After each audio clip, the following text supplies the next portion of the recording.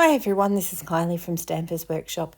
Today we're making a card using the shaded summer stamp set, but really it's all about the technique. Have you heard of the polished stone technique? It's really easy, you're going to love it. You do need isopropyl alcohol, some cotton balls, some re-inkers and glossy cardstock. It needs to be the glossy cardstock.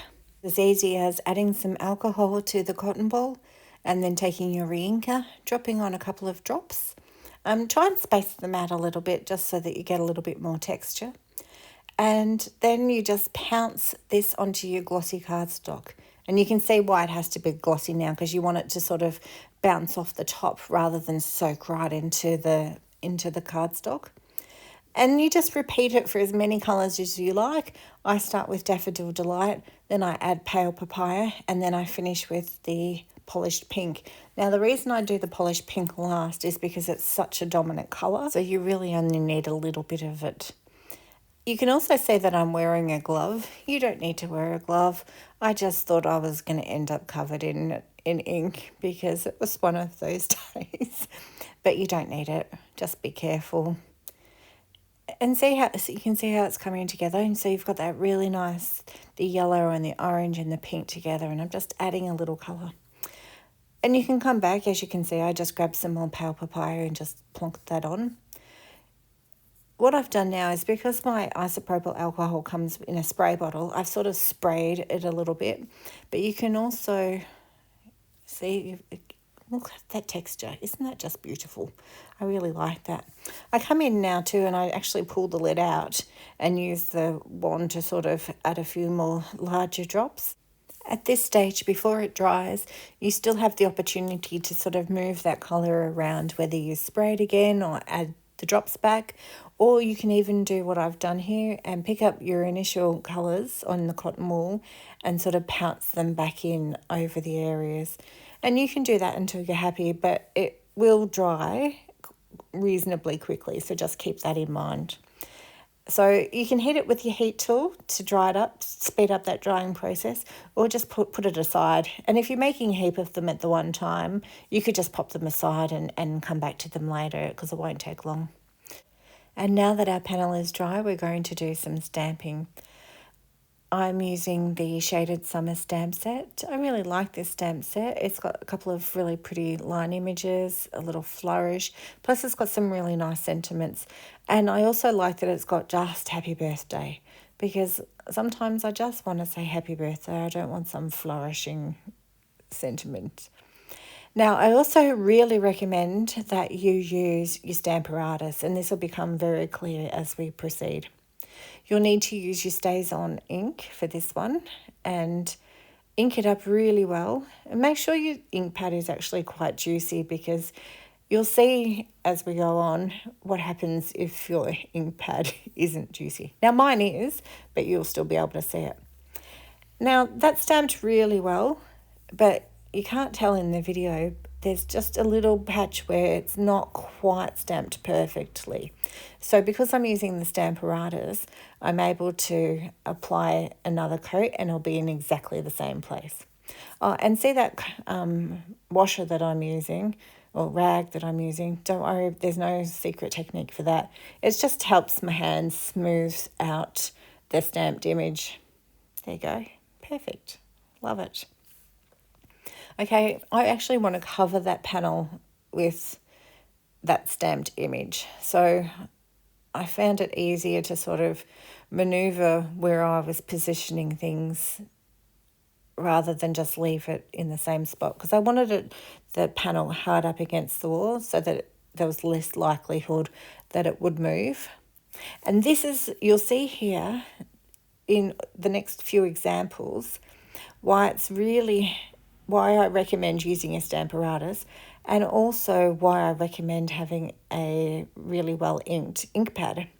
I haven't cleaned my stamp in between stamping, so there's still a bit of ink. And what happens is, when I press down, even though I'm not doing it very heavily, it's enough to attach the ink to the,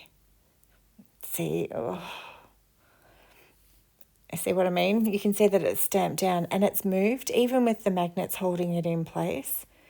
So it's that will happen to you if your ink pad's not really well inked. Now, you'd think I would learn and I would only do it the once, but I can tell you, I stamped this image 4 times. And aside from that very first time that I stamped it, I had issues every other time because I still had ink left on my stamp, which would, when I positioned it in place, it would sort of attach itself to my cardstock panel. And when I tried to lift it up, it potentially moved my panel or it stuck. And I could have cleaned it each time, and I probably should have. But you'd think, I've been stamping for years, you'd think I would have known better. But, oh, this is the one that I really messed up. But oh dear. See, because it lifted and it sort of moved. So when I went to stamp it again, it stamped beautifully the second time because it was all glossy and inked up. But you can see it's kind of not perfect. But I left it anyway because I'd spent so much time on it already, and I figured that whoever I sent it to probably wouldn't realise, or even if they did realise it, they just would hopefully just be kind enough to ignore it or just think it was part of my design or something like that. But that's the problem. So you just make sure it's really well inked, get it all in position, hold it down really firmly with those magnets so that it doesn't move. Or if it does move, your panel's pressed right up against an edge so that you can push it right back where it should go, and it's going to stamp in the same spot every time. So that's my recommendation. Learn from my mistakes. How pretty does that look though? I'm really happy with it. I am really happy with it. Even with that, I can see it, but I'm still really happy with it. I love the colours. The black against it looks so perfect. And now I'm going to create a mat of basic black cardstock. This is how I do it sometimes. I don't always create a mat in that way, but I just sort of positioned it on, put little check marks in the spot, and then I just use my paper trimmer to cut to size. Sometimes I have different ways of doing it, but today that was the easiest. And now that my matte panel has been cut to the right size, it's time to adhere it. I, for the most part, tend to use seal. I like the tape runner, but if you like a liquid adhesive, go ahead and use that. Just whatever works for you. I do sometimes use liquid. It depends what I'm doing. I also use a lot of adhesive. Okay, I adhere the panel and then I start playing around with my card base.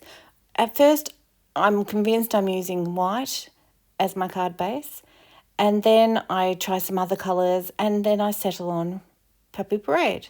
So I start my embossing, I pick out my sentiment, which is the happy birthday from the Shaded Summer stamp set. I stamp it in VERSAMARK on my basic black cardstock, and I white heat emboss it, and I think that looks great. So once I finish with the heat embossing, I start thinking about where I might like the sentiment to go and what size. And then I decide, oh, I don't think I like the red after all, which I actually now do like and would like to do again. So I go back to the white, but I think it's a bit stark. So I use the new HIVE 3D embossing folder and run it through for some texture. And oh, wow, it looks so good. Oh, I just use my block every now and again. Instead of using my bone folder, I just use the block to sort of make my fold lines a little bit more crisp. I also then use my paper trimmer to really trim that sentiment block down to size. And I'm really happy with how it's coming together now. And more dimension, I'm going to add some Stampin' Dimensionals. Yes, I use a lot. And I pop up that main panel and I'm really happy with how it's coming together. So now I just attach the sentiment just down the bottom. I'm not going to make this overly fancy because I want the texture and the colours to be the focus. But see those brushed brass butterflies? Oh my goodness, try and say that quickly. I think they're the perfect accent because of the colour. It's that hint of gold or brass. And it's just, it ties in with the flowers, with the butterflies. It's just great. But that's the card finished. Here's a couple of other colour panels that I've made. The blue one is Pool Party, Balmy Blue and Pacific Point. And the green one is Daffodil Delight, Coastal Cabana and Granny Apple Green. Anyway, back to the card. Thank you so much for watching. I hope you enjoyed it. I hope you like this technique. All the supplies made can be found in my online store and you can find more information at stampersworkshop.com. Thanks for watching. Bye.